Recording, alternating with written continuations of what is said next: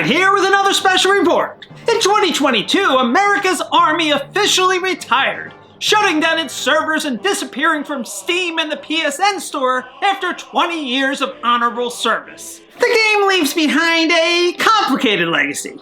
Originally conceived at a cost of $7 million in taxpayer dollars over 5 years, it quickly ballooned up to $33 million for its first 8 years, with lifetime development and promotional costs of about $3 million per year.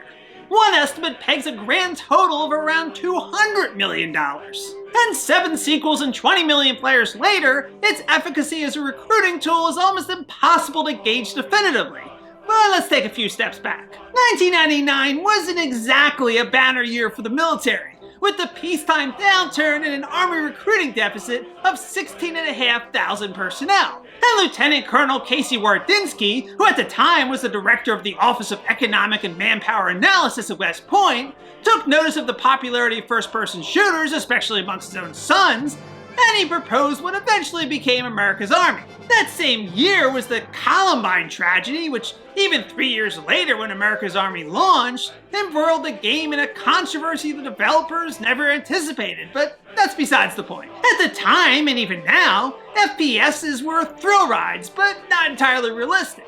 Games like Unreal Tournament, Quake 3, and Rainbow Six were as much an authentic military experience as a John Woo film or Airwolf. So with an eye towards realism, Wardinsky wanted to give players, quote, an inside view on the very fundamentals of being a soldier. We want them to see that they can succeed in doing this. You don't have to think about what it would look like, you can see what it looks like. The game was primarily a squad-based shooter, with each side, entirely made up of US soldiers, trying to kill the opposition or accomplish their objective, like retrieving classified documents. Everything from the sound and feel of the weapons to authentic tactical maneuvers was as true to life as technology allowed, with the game built upon Unreal Engine. Of course, the cynical part of me says an FPS built on active combat doesn't represent the authentic military experience. By one estimate, about 40% of the post-9/11 military never deployed outside the US. Of those who did, only 10 to 20% deployed to active war zones,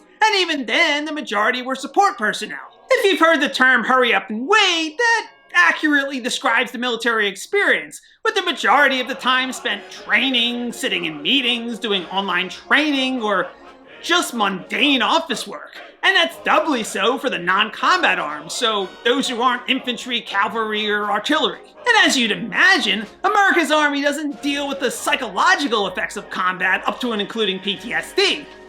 But you can't really expect a recruitment tool to focus on the worst aspects of the job, military or otherwise, especially when the employer has funded said tool.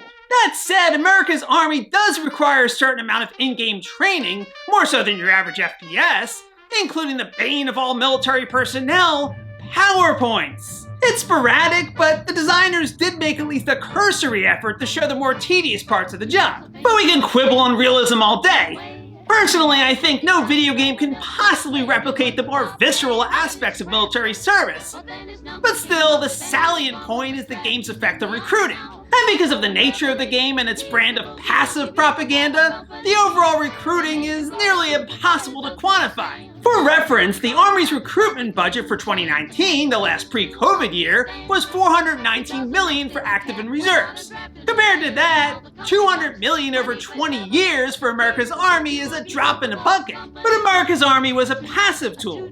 And what do I mean by that? Well, with most recruiting initiatives, we can get some sort of real-time feedback, and with booths at live events, recruiters can get leads, and we can square all of that with total acquisitions. But America's Army is a one-way conversation, with the expectation that interested parties will seek out the Army of their own accord. There's no direct feedback and no real data linking interest generated by America's Army with acquisitions. Even the scant data we do have is circumstantial. According to Colonel Wardinsky, 28% of visitors to the American Army's homepage clicked on the link to the Go Army recruitment site. But again, no hard data on acquisitions. Army Subcommittee testimony from February 2000 states that the game has a higher chance of recruiting than any other method of contact, which sounds like an opinion. And apparently, at some point, 20% of incoming West Point students have played America's Army, along with 20 to 40% of enlistees. All of this according to Wardinsky, and While I have no reason to doubt his sincerity, it sounds like a lot of hearsay. Let's face it, someone who's gone to the trouble of applying to West Point probably wants to immerse themselves in all things Army. Is it the game that spurred interest in the Army, or is it a prior interest in the Army which drew one to the game? A 2008 MIT study asserted that 30% of all Americans aged 16 to 24 had a more positive impression of the Army because of the game.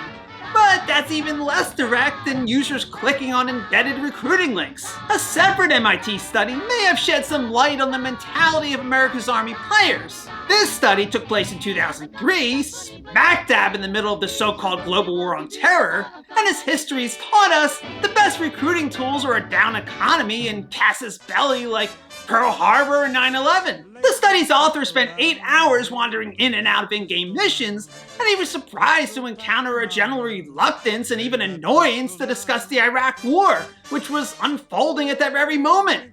They were seemingly playing America's Army for exclusively entertainment purposes. Now you might say, but of course, Jimmy, video games are escapism. And over the last couple decades, there's been this weird dichotomy of soldiers, even deployed soldiers, using violent video games to unwind. But if you buy into the idea that America's Army sparks an interest in military service, then player recruits might show an interest in current events, especially regarding the military. That said, after a plethora of sequels, console ports, and even arcade and mobile versions, the best application of America's Army might have been internal. The deputy director for America's Army, Christopher Chambers, had previously noted that before we even launched a public game, we knew from development that this type of technology was pretty powerful for training, especially small units, so small infantry teams and special forces teams. Apparently, America's Army software was used in a number of virtual training applications, like in the computers for weapon systems like the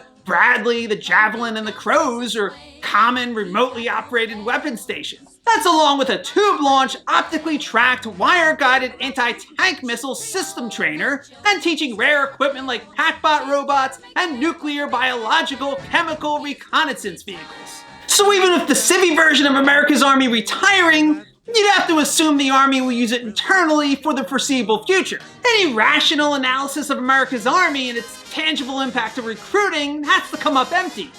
It's just impossible to directly link it with final acquisitions. And I haven't even mentioned the fact that the vast majority of young people, about 75% of the target audience for America's Army, are unfit for military service, mostly for health reasons. But the game has found parallel utility for internal training purposes, and that might not justify the price tag, but have you seen the total military budget? So even $200 million for a training tool that spanned more than 2 decades isn't the worst. Thanks for joining me for another special report.